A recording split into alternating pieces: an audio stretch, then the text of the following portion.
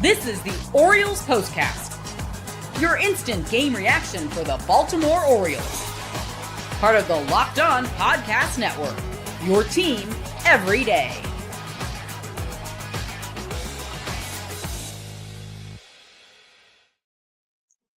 The Baltimore Orioles proved that they had a comeback in them in the seventh inning, and they let it slip away one inning later. As a reminder, walks kill.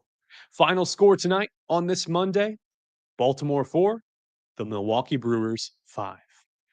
Thank you, and welcome to the Locked On Orioles Postcast. Thank you for tuning in. My name is Luke Slaybaugh. I am the post-game show host all year long here on the Locked On Podcast Network as we break down every single Baltimore Orioles game, at least as many as you can muster, as many as you can stomach. We stream this show live on YouTube immediately after the game, so you can get in your instant analysis, instant reaction, and then, of course, we have it on replay on YouTube and anywhere you get your podcasts for free.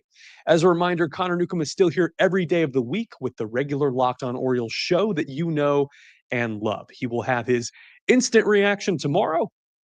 He's taping it right now, and he did promise a scorched earth episode if things started to go south on the start of this road trip. As it has, the Baltimore Orioles skid hits 7. They have lost 7 games in a row, and they fall to 16 games under 500. We're 46 games into the 2025 season and 3 into the tenure of Tony Mansolino as interim manager. This is what you'll be talking about. The late comeback that almost was. After the Orioles tied it up 4-4 in the top of the 7th, the optimism started to creep back in. The energy seemed to be there. And there was a lot I really liked about the lineup construction tonight, which we'll talk about in the second block. The bottom of the 8th, tie ball game, right-hander Yennier Cano takes the mound in relief of Sir Anthony Dominguez and Gregory Soto, who, for their part, did a pretty good job. Whenever I say Sir Anthony Dominguez, my Siri starts going off. No more of that. So he gets Jake Bauers, a pinch hitter, to fly out to center field, to Cedric Mullins, and then gets one of the stars of the game for the Brewers, Caleb Durbin. He gets him out to Ramon Arias. Ground out goes 5-3. And then with 2 outs, Bryce Terang, speedster up at the plate, works a 3-2 count, and he walks. Terang, 12 for 15 and steals. As he takes first base, he goes ahead and swipes a bag with William Contreras at the plate. Contreras had started the night 3 for 3, and he's at the plate with a 1-2 count. Cano offers a low changeup. Contreras, who is just super hot fire tonight, goes down and gets it, hits it up the middle, just under the outstretched glove of shortstop Gunnar Henderson. It's a 5-4 game, and that's all she wrote. And it's the walk with 2 outs. You'll remember when Orioles starters and some relievers as well. I know Gregory Soto had an issue with walks earlier this year, but Charlie Morton, Cade Povich on occasion, when the bugs started to bite them. We had a fixture on this show where walks kill was one of the bullets on our rundown. You can see here live on YouTube. It returns.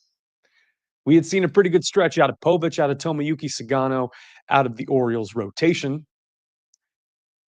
Now another walk dooms them late, and it is just that razor-thin margin there, or else this game might still be going on, or else the Orioles might have been able to pull out their first comeback after trailing after 6 innings in a game this season. There were signs of life late in this one. And what hurts is Cano was ahead in that count on Terang 1-2, and ahead on Contreras when he offered that pitch. That changeup wasn't a bad pitch at all to Contreras. Sometimes you just get beat by them.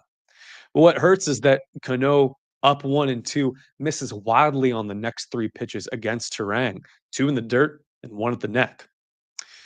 As for the offense, the Orioles came out hacking and whacking against Rob Zastryzny, a new addition to the Brewers, left-hander, and right-hander Quinn Priester. Selfish plug here, Zastryzny went to the University of Missouri the same time I was there. World Series winner with the Chicago Cubs. Great guy. And the Orioles didn't see a lot of pitches to their detriment early on. They came out very aggressive, and that aggression was used against them. For the first 6 innings, it was a Ramon Laureano solo shot, and that was it. And it was the first batter that Quinn Priester, who, for all intents and purposes, was the starter of this game, just had Zastryzny as an opener in that first inning. First batter that Priester faced, Laureano gets a cement mixer slider and hits it over the left field fence and made it a 1-0 ball game, Baltimore. And then Priester was pretty much nails. And in fact, the O's didn't get their first walk until the 7th.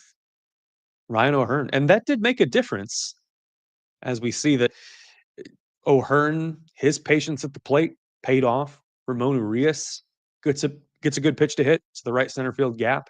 He hits a double. And then Priester is pulled after 5 1/3 innings. Right-hander Nick Mears, who had been rock solid all year for Milwaukee, comes in, grooves a fastball down the middle to Cedric Mullins, and he turns on it. 10th, last of the year for Cedric, makes it a 4-4 ball game. And Mullins, who had been slumping at the start of the month, has homered in his second consecutive game. The first homer that Mears had allowed all season. He came into this game with a 0.51 ERA in 19 games. And the first time that the O's had runners in scoring position in this game, they get a 3-run blast out of it. Unfortunately, the rest of the O's, the rest of the night, went 0 for 5 with runners in scoring position, 3 strikeouts, and all of those Ks with 2 outs in the inning. Talk about a lack of protecting the plate. And Dylan Carlson had a great at-bat in that inning as well against Mears. Worked a walk on 12 pitches, 7 foul balls. Other side of the coin, couldn't successfully lay down a bunt in the top of the 9th. Popped out to the catcher. No bueno at the major league level. We can be harsh on Dylan Carlson. He's yet to record his first hit as an Oriole, and it's been way too long. No O's fan expected Ramon Laureano to hit cleanup, but someone has to, especially when a lineup is constructed specifically like this. And Ramon is the hot hand. He's got an OPS of 870, and he's batting 270. He's about as good as a fourth outfielder as you could ask for. But that's the thing. He's overperforming his profile right now. It's not sustainable over a 140-game sample size. I think he knows that. I think the club knows that. But for now, you're glad that he's there. His swing is balanced, and it's on time. How about right-hander Dean Kramer? He's all right. No decision tonight for Dino. He was hit hard. And what it comes down to is the lack of shutdown inning for Dean. Didn't have a 1-2-3 frame all night. And mainly got into trouble in the bottom of the second. I want to take a look here at Dean's final line, because he was lifted in the 5th. And yeah, he ran into trouble just about every inning. But the second is really where it came into play. Had a pretty efficient first inning, 10 pitches, all strikes. Bottom of the second, leadoff walk to Rhys Hoskins. Walks kill. A single given up to Isaac Collins, a forcing fastball down the middle, and gets Sal Frelick to pop out to Ramon Urias on a 3-2 count. Andrew Monasterio strikes out on the cutter low. So 2 outs for Dean. Momentum swinging in the Orioles' favor. And I'll remind you that they're leading this game after Laureano had just homered in the top of the second. And who comes up to the plate? Caleb Durbin, number 9 hitter. Stop me if this sounds familiar. Number 9 hitter Caleb Durbin, out of Division III Washington University in St. Louis. 5'7" Caleb Durbin in an 0 for 24. As an aside, WashU, great academic institution, great athletic institution, may or may not have done multiple mind-altering substances there in the summer of 2013. I digress. Single to left field. Dylan Carlson plays it on the bounce, and this is what we really like about Dylan. Plays it on a hop, fires it home on a line, and online. Almost 2 online. Because the throw doinks off of Rhys Hoskins' head off the back of his helmet.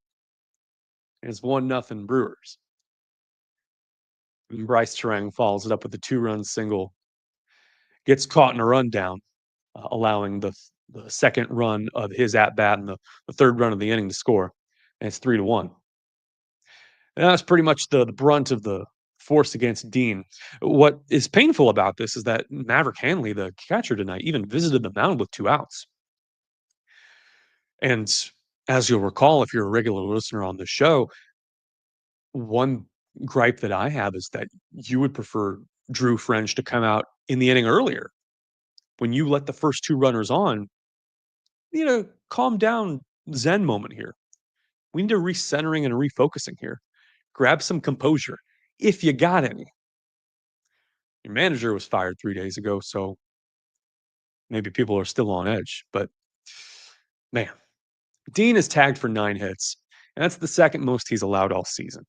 Was lifted in the 6th, had a great strikeout of Andrew Monasterio on the low cutter. Cutter was a good out pitch for him on the evening. 97 pitches for Dean, 63 of them for strikes, goes 5 1/3. Those 9 hits we mentioned, 4 earned runs, 2 walks, and 6 strikeouts. One of those walks coming back to bite him. Granted, Rhys Hoskins is a respectable, good power hitter who's having a pretty good season at the plate. Digress. Coming up, an interesting move made by interim manager Tony Mansolino, and the way he constructed his lineup tonight turned some heads. It might not be the most intimidating lineup that the Orioles fielded, but it produced, and there might be one reason why. We'll talk about that just after these messages. But first, oh yeah, I saw these at the store this evening at Whole Foods, and I thought of you, Birdland. I thought of you. It's wonderful pistachios. It's delicious, nutritious, good source of protein. Not great, not minimal. It's good.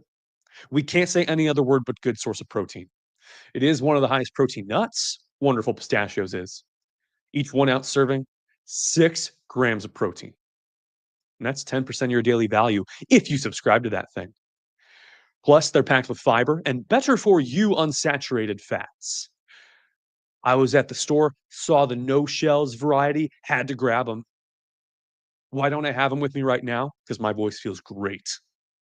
My voice feels amazing. Thanks to wonderful pistachios. Get snackin, get crackin with the snack that packs a protein punch. Visit wonderfulpistachios.com to learn more. As we all know, the NBA Finals, full swing. Playoffs. But the finals are coming. Boy, they be coming. And who we got to thank for that?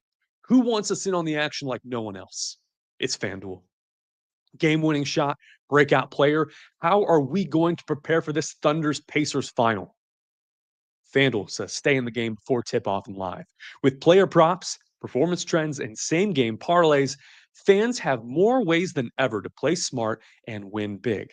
A lot of buzz about when TNT is going to announce the NBA MVP. And I think it's the surest bet you could get all playoffs, and that's Shai Gilgeous-Alexander. Met Shai, talked to Shai multiple times when he was a second-year player. That was with the Chris Paul Thunder, that pandemic season, 2019-2020. Boy, do I miss him. But they should win this whole thing. You tell me. Wizards aren't in it, right? Okay. If you're new to FanDuel, it's the perfect time to sign up.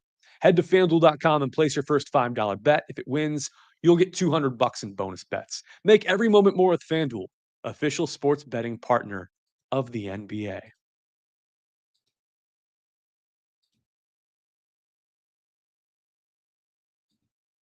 That was probably the best ad copy we've had all year.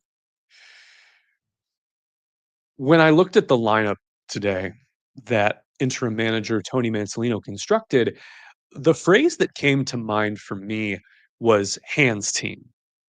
You know what a hands team is? Like in football, when you have a kickoff return unit or you're about to field an onside kick and you stack that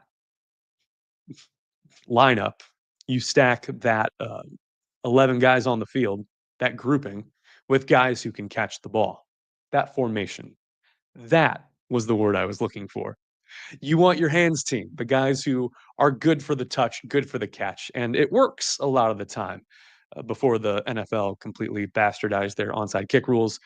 That's a story for another time.